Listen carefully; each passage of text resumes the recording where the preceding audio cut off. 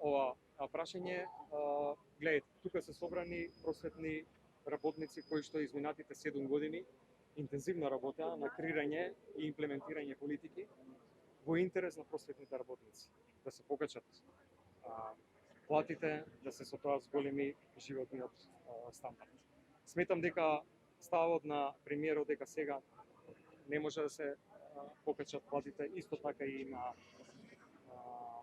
министерката за образование, најпрво е едно понижување и навреда за просветните работници, поради тоа што ние мораме да ставиме фокус на таа категорија на работници, заради тоа што тие ни ги школуваат, ни ги едуцираат децата. И тоа е нашата најголема инвестиција во иднината. Апропо, ставовите дека нема пари во буџетот, тоа не е вистина. Ние најдовме пари во континуитет изминатите години да ги покачуваме платите, сега се вкупно покачени 55% на просветните работници.